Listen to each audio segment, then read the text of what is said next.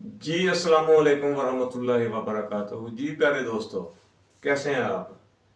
मुझे उम्मीद है कि आप जहाँ कहीं भी होंगे बिल्कुल ठीक ठाक होंगे। और मेरी दुआ है कि आप जहाँ कहीं भी हैं अल्लाह ताला आपको खुश व खुर्रम रखे। आते हैं आज के वीलॉग की तरफ।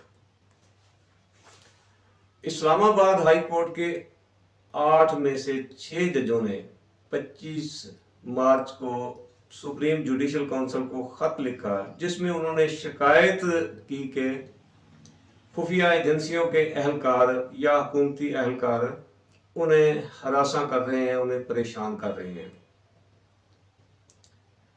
और साथ में उन्होंने ये भी बताया कि हमने ये बात इस्लामाबाद हाई कोर्ट के चीफ जस्टिस जस्टिस आमर फारूक साहब को भी बताई है, जिन्होंने इस पर कोई एक्शन नहीं लिया। तो देखा जाए तो इन 6 जजों की ये शिकायत एजेंसियों के खिलाफ जो है वो कम है, जबकि इस्लामाबाद हाई कोर्ट के चीफ जस्टिस के खिलाफ ये शिकायत ज़्यादा है। वैसे ये जज बजाते खुद भी बड़े बाइख्तियार होते हैं, किसी भी चीज़ का ये नोटिस लेके कार्रवाई कर सकते हैं। लेकिन इन्होंने शिकायत तो की है, लेकिन इसमें उन्होंने किसी अहलकार का नाम वगैरह नहीं लिया। अब शिकायत हो गई, शिकायत होने के बाद सुप्रीम कोर्ट का फुल कोर्ट इजलास हुआ। ये कोई केस की समाअत के लिए नहीं था, बल्कि ये एक इंतजामी इजलास था। तो इंतजामी इजलास 2 दिन तक जारी रहा, जिसमें जजेस को, इन 6 जजेस को फर्दन फर्दन सुना गया। हर किसी के तहफ़्फ़ुज़ात को सुना गया कि उनके क्या मसाइल हैं। और 2 दिन की बहस के बाद सुप्रीम कोर्ट के अंदरूनी इजलास में तय हुआ कि अदलिया के मामलात में हुकूमत या एग्जेक्टिव की मुदाखलत कतन बर्दाश्त नहीं की जाएगी। बहुत अच्छी बात है, ये मुदाखलत होनी भी नहीं चाहिए। जजों को आज़ादाना काम करने का मौका मिलना चाहिए। और सुप्रीम कोर्ट के इस इजलास में यह भी फैसला किया गया कि चीफ जस्टिस काजी फायज ईसा और जस्टिस मंसूर अली शाह वजीर आजम शहबाज शरीफ से मिले और उनसे अपने तहफ़्फ़ुज़ात आगे रखें। दोनों की मुलाकात हुई। मुलाकात में तय पाया कि ऐसे किरदारों के खिलाफ कार्रवाई की जाएगी, जिसके बाद हुकूमत ने एक कमीशन बनाने का ऐलान किया है। इस कमीशन में सरबराही जो होगी एक ईमानदार रिटायर्ड जज की होगी, और ये कमीशन अपनी रिपोर्ट मुरतब करेगा। अब कमीशन को अभी तक ये तो नहीं पता कि वक्त कितना दिया गया है, लेकिन अभी तक ये कमीशन बना भी नहीं है मेरी आखिरी मालूमात के मुताबिक। लेकिन ये बनेगा, जिसमें जिम्मेदारों का तयन किया जाएगा और उसकी रिपोर्ट की रोशनी में जिम्मेदारों के खिलाफ कार्रवाई भी की जाएगी। ये कमीशन क्या करता है, क्या रिपोर्ट देता है, कब तक रिपोर्ट देता है और इस पर क्या अमल होता है। पाकिस्तान की तारीख में कमीशन की रिपोर्ट पर कभी अमल की नौबत नहीं आई, बेशक रिपोर्ट वो दुरुस्त भी आ जाए, क्योंकि ये रिपोर्ट इतनी देर बाद आती है। अब अगर इस कमीशन की रिपोर्ट आती है तो इस पे गौर करें आप थोड़ा सा। ये कुछ सालों बाद आएगी रिपोर्ट। इसमें क्या होगा, बहुत सारे जज जो हैं, इनमें से इन 6 जजों में से बहुत सारे जज जो हैं वो रिटायर हो जाएंगे। इनमें से कुछ जजों के खिलाफ रेफरेंसेस भी बनेंगे और ये नौकरी से भी जाएंगे, क्योंकि पाकिस्तान की तारीख ये बताती है। मैं ये अपनी तरफ से नहीं कह रहा, लेकिन मेरे देखने में ये जज पाकिस्तान की तारीख के खुशकिस्मत तरीन जज हैं। क्यों?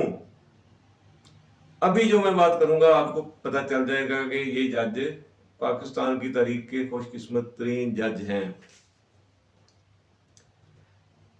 इस्लामाबाद हाई कोर्ट का ही जज जस्टिस शौकत अजीज सिद्दीकी बार काउंसिल में तकरीर करता है और कहता है कि खुफिया अदारे इस्लामाबाद हाई कोर्ट में मुदाखलत कर रहे हैं। कोई भी बेंच बनता है तो वो अदारों की मंजूरी से बनता है। उन्होंने तो जनरल फैज का नाम भी ले दिया था कि जनरल फैज मुझे मिले हैं और कहा है कि नवाज शरीफ और मरीम नवाज की जमानत नहीं होनी चाहिए वरना हमारी 2 साल की मेहनत पर पानी फिर जाएगा। जस्टिस शौकत अली सिद्दीकी ने बड़ी बहादुरी का मुजाहरा किया था। गो इन 6 जजों ने भी बड़ी बहादुरी का मुजाहरा किया था, लेकिन इनमें से किसी का नाम लेने की हिम्मत नहीं हुई कि कौन इनको परेशान कर रहा है। तो जस्टिस शौकत अली सिद्दीकी के इस बयान के बाद क्या होता है, सुप्रीम कोर्ट का चीफ जस्टिस साकिब निसार कोई नोटिस नहीं लेता, वजीर आजम उस वक्त का कोई नोटिस नहीं लेता। क्या होता है, जस्टिस शौकत अजीज सिद्दीकी के खिलाफ वजीर आजम साहिब के दस्तखत से एक रेफरेंस बनता है जिसमें उस पर बेबुनियाद इल्जामात लगाए जाते हैं। ये रेफरेंस सदर पाकिस्तान के दस्तखत के बाद सुप्रीम जुडिशल काउंसिल में जस्टिस साकिब निसार के पास आ जाता है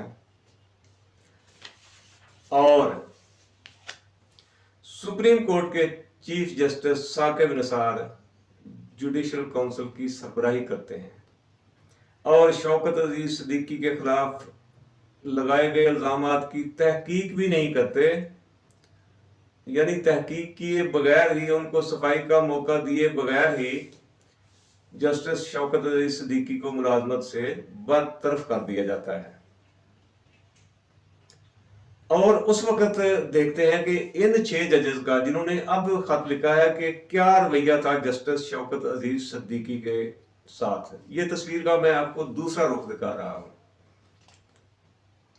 जावेद चौधरी के शो में प्रोग्राम था जिसमें नईम हैदर पंजोता, ये गालबन कोई पीटीआई का नुमाइंदा है, पंजोता साहब ने फरमाया कि इन 6 जजेस के साथ बड़ी ही ज्यादती हुई है। तो उसी शो में जस्टिस शौकत अजीज सिद्दीकी भी मौजूद थे। तो जस्टिस शौकत अजीज सिद्दीकी साहब ने बताया कि उस वक्त जब मैंने ये तकरीर की, उस वक्त मेरे एक बेटे को गाड़ी से टक्कर मारकर कत्ल करने की कोशिश की गई, मेरे दूसरे बेटे के दफ्तर पर हमला हुआ और मेरी बेटी को अगवा करने की कोशिश भी की गई। और इस बात के दौरान जस्टिस शौकत अजीज सिद्दीकी जज्बाती हो गए और फूट फूट कर रो पड़े। ताहम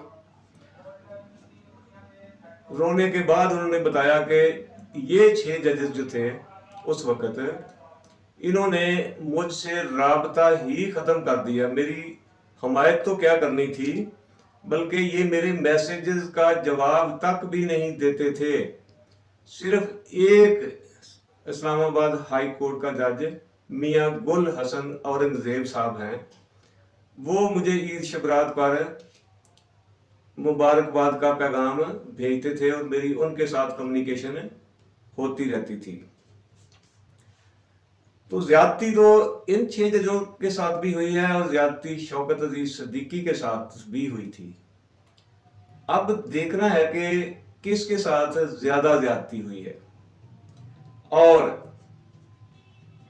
गौरतलब बात है कि इन 6 जजेस को उस वक्त जब शौकत अजीज सिद्दीकी के खिलाफ रेफरेंस बना, इन 6 जजों को एजेंसियों की मुदाखलत पर कोई एतराज नहीं था।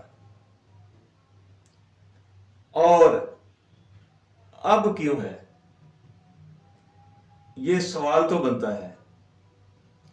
तो मेरी आपसे दरख्वास्त है कि मेरे पेज को फॉलो करें और बेल आइकन को जरूर प्रेस करें ताकि मेरी आइंदा आने वाली वीडियो आप तक बर वक्त पहुंच सके।